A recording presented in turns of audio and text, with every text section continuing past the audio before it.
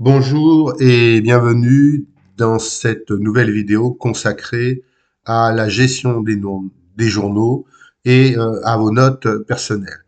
Donc, je vais commencer tout de suite. Donc, dans le menu fichier, vous trouvez la gestion des journaux. Je vais d'abord regarder les notes, c'est beaucoup plus simple, ça prend peu de temps. Si je clique sur mes notes, voilà, j'arrive dans une note dans laquelle, en fait, c'est vos notes, hein. Vous pouvez y mettre absolument ce que vous voulez. Moi, je m'en sers comme agenda, en fait, pour dire à telle date, aller chez le dentiste, à telle date, je sais pas, moi, faire la révision de la voiture, à telle date, ne pas oublier de payer les impôts, enfin, etc., etc. Donc, comme je dis, comme c'est écrit, hein, je dis attention, donc, hein, vous ne devez sauvegarder vos notes sans jamais modifier le nom du fichier. Hein. Et ce qu'il faut savoir, c'est que ces notes sont sauvegardées, bien entendu, dans le répertoire d'installation de votre application ACBEP Compte. Et lorsque vous allez quitter ACBEP Compte, elles vont être systématiquement et automatiquement sauvegardées dans le répertoire de sauvegarde consacré en fait à la base de données de vos comptes.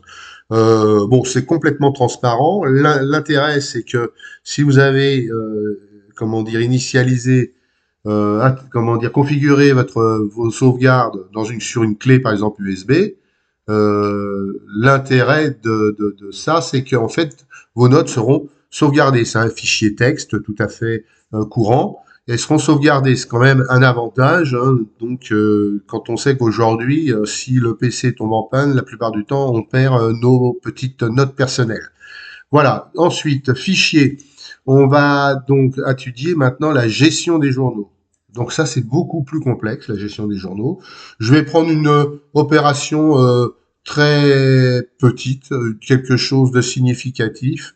Par exemple, l'opération, celle-ci, qui est une opération qui d'aujourd'hui, mais où j'ai fait peu de choses. Donc c'est un fichier HTML, par exemple, j'ai double-cliqué dessus, hein, je l'ai rapatrié ici dans le champ du formulaire, et je fais HTML. Et donc si j'ouvre ce fichier, ben voilà, on me dit que finalement, quand j'ai ouvert à CBEP compte, eh ben, j'ai simplement mis à jour finalement la valeur du solde. Donc aucun intérêt. Hein. Donc je vais quitter ce fichier-là.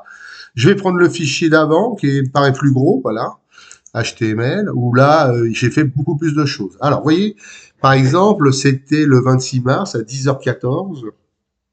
J'ai fait une mise à jour du solde du compte, mais j'ai aussi inséré des valeurs. Bah, vous voyez, c'était le tiers. J'ai créé un nouveau tiers, vous voyez, insert into T tiers pour une valeur de marché 3 heures. Puis ensuite, j'ai dilété cette valeur, puis j'ai fait un update du livret A, voilà, avec le tiers marche que j'ai transformé en marche avec un S. J'ai fait aussi un deuxième tiers marche en marche avec un S. Voilà, vous voyez, à un moment, on a dit qu'on allait modifier marche et utiliser marche avec un S. Bon, on voit toutes les valeurs qui ont été mises à jour avec marche. Voilà, donc on a fait un certain nombre de choses. Tout ce qui est fait dans la CBEP compte, en fait, est sauvegardé à l'intérieur des journaux. Par contre, c'est pour les initiés. Hein. Il s'agit en fait de toutes les commandes SQL que je passe à ma base de données pour faire les modifications. Alors SQL, c'est un langage donc qui permet justement de travailler avec une base de données, de faire des requêtes avec une base de données. Donc je vais aller vous montrer à quoi ça ressemble. Hein. Je vais quitter ce fichier, voilà, quitter la gestion des journaux et je vais donc utiliser donc sur Internet. Voilà, je vais ouvrir le guide de SQL, voilà, et vous allez voir qu'il y a plein de commandes SQL, hein, qui est un langage particulier pour s'adresser à une base de données. Donc vous allez voir, il y a plein de choses. Par exemple, à un moment, j'ai fait une fonction SQL insert. On devrait normalement la retrouver à l'intérieur. Vous voyez, SQL insert into. Voilà. Cette commande-là, par exemple, on peut insérer une valeur dans une table. Donc c'est ce que j'ai fait, j'ai inséré une valeur dans une table pour modifier marche en marche avec un S. Voilà.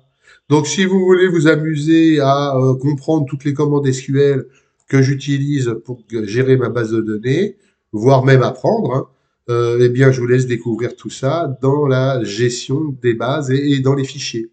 Voilà, donc je vais vous laisser là et puis je vais vous souhaiter une bonne journée et puis à bientôt, j'espère, pour la prochaine vidéo. Au revoir.